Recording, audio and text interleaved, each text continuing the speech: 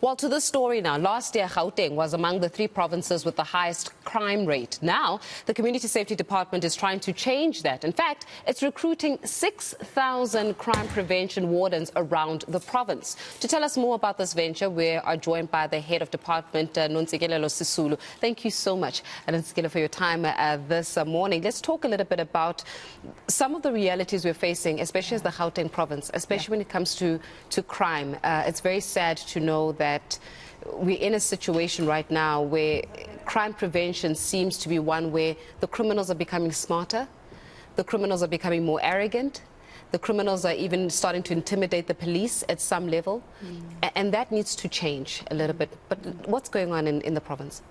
Thank you very much. In the province, it is an effort of recruiting the 6,000 crime prevention wardens, in part to address those issues, but also to address some key issues like land invasion, but also to ensure that the citizenry itself in every community, in every ward, is actually aware of what is happening in their community. So it's a ward-based policing recruitment plan, right, to augment and support other law enforcement agencies, because we know that they just don't have the numbers. Yeah. And it has to be ward-based, because you can't bring people from another community to come and serve and protect your community. Sure. You know, so this initiative is to ensure that in all wards, especially in the townships, in the informal settlement, and as well as the hostels, that we have those wards covered as much as we can. 6,000 sounds like a lot, but if you divide it by 361 wards, which is not even the total of Gauteng,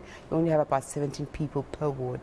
Yeah, you know, the part where you're actually putting these strategies in place so that we can really start making progress, tangible progress where crime prevention is concerned. I think the big question will be around the jurisdiction and the mandate of these recruits, right? So what do they actually do? What will their mandate do? Because we also are mindful of the fact that South Africans sometimes tend to take the law into their own hands and go over and above what is required of them. So what would be required of these recruits in particular? Right. Thank you very much. They will be going into training.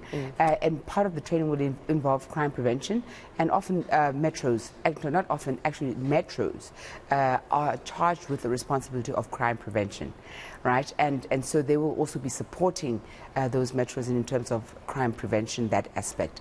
They'll also have specialized in different areas of expertise. So we also have the issue of infrastructure damage and theft, and so we also have a unit within the department that we've just established to make sure that it can assist in looking at that. But we've been working with the private sector and various stakeholders to see what kind of collaboration we can have with them. So some of them will be specializing in particular areas, one of which obviously would also include the infrastructure damage.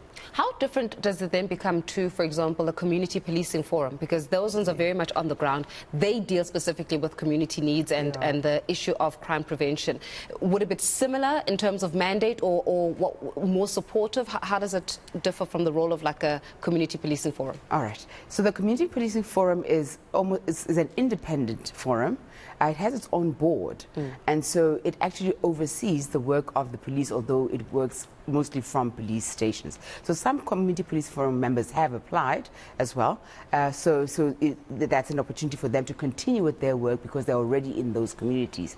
So it differs in that these crime prevention wardens will, for example, have, let's say you have a police officer and then you have 10 of them.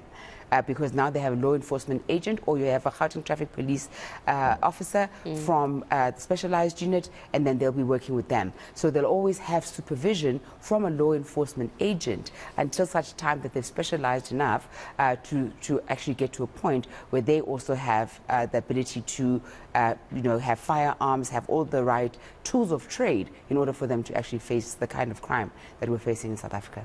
What kind of a person are you looking for? You know, and I say this in mind of the fact that, do you know what my biggest, I think, pet peeve when it comes to law enforcement in this country is that not a lot of respect is being given to law enforcement or law enforcement officials, right? Somewhere, somehow, we've lost respect for police, for the law, and that's why I said in the beginning that it's allowed for the criminal to become more arrogant. It's not nice to have to, and I'm sure you've witnessed this, see videos of how policemen are being put in their own vans and having their own firearms stolen by the criminals. That means that somewhere we've got the system completely wrong. But that means that we need the right people at the jobs. We can't just have anybody who's anybody. Agreed. Who are you looking for? All right. One of the issues that people have to have integrity. From the minute you fill out the form to say where you live, if you're fudging and you taking my address instead of your address, you're already, by the time you get to the interview, will already be able to tell that you actually are not from the ward that you say you are, because that's going to cause us conflict. So we need people who are honest, people who are with integrity, and people who are ready and brave enough to actually fight the crime that is in the country. And also remember that the criminals have a lot more ammunition. A lot of it is illegal, but part of the Premier Panyaza Lesufi's elevated priorities is to ensure that our firearms are tracked, so that everybody who has a licensed firearm, including law enforcement, we can track those, and then the illegal ones are the ones you will then be able to sift out. So they will also be working on that, and to try and ensure that the law enforcement agencies themselves are not outnumbered by the criminals. So that's also part of why we want them to be a force multiplier, but also to be skilled and trained in order for them to do that. They will be able to conduct arrests just like you and I can do citizens arrests, but they will be able to conduct arrests because they will have been trained. So one of the areas that they will be having is what it's called a peace officer. So when you're a peace officer, you're not allowed to allow anything that is untoward to happen in your presence. Okay. It doesn't matter if you're in a hotel and people are fighting in the corridor.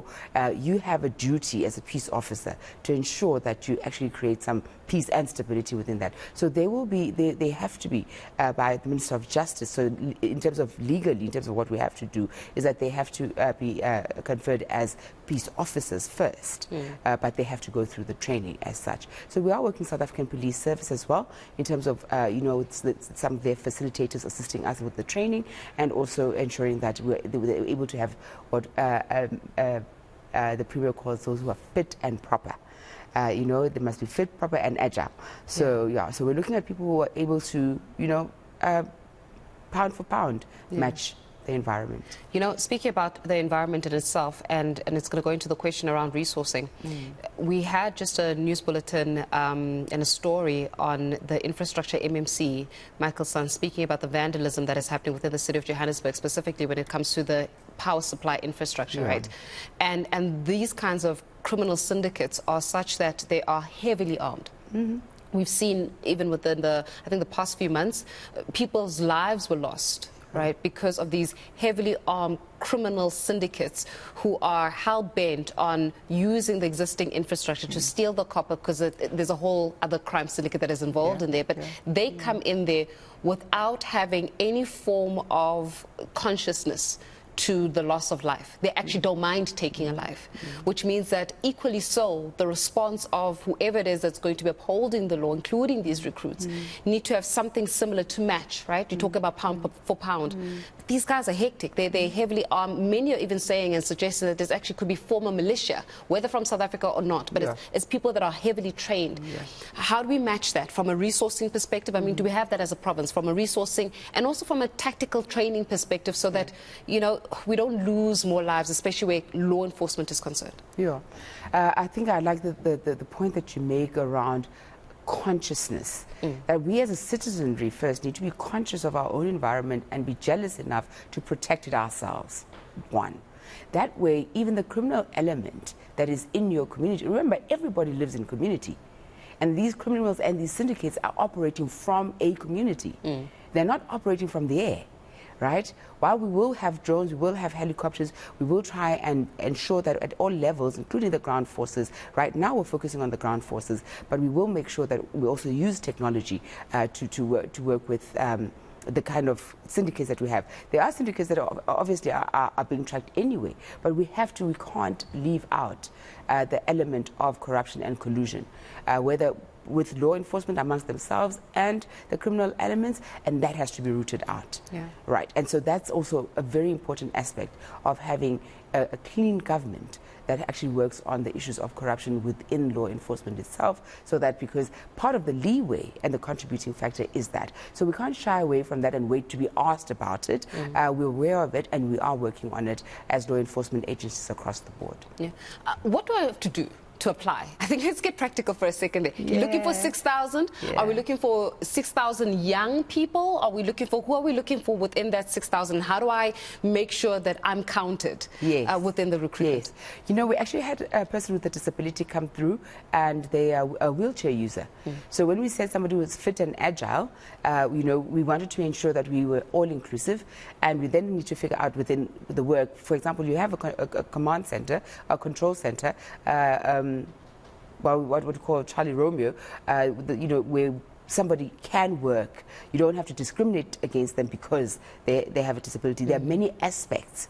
Yes, we need people on the ground, but we also need people to communicate with, to send information to those who are going to be enforcers or backup for what is going on. So yes, young people in particular, because in the last 3 days, Wednesday, Thursday and Friday, we're working for the 19 to 30-year-olds. We haven't even gotten to 30 to 35-year-olds. Sure. So we thought it would take us 3 days, but of course the fitness exercise, written exercise is taking a bit long. There's even a fitness exercise. Yes, and the young people are not as fit as agile as you think. I was going to join until you said fitness exercise. Yeah. There is. So that the advert had specified quite clearly that, you know, fit is one. You know, you can't run and get under you know, a truck or hide. You actually have to be able to go for a chase if you need to. So that's what we're looking for, people who are fit and agile, yes, young people, but also looking at community structures that already exist. Remember, you don't want to disrupt community structures that are working. You actually want to support them. So that's what we've been doing.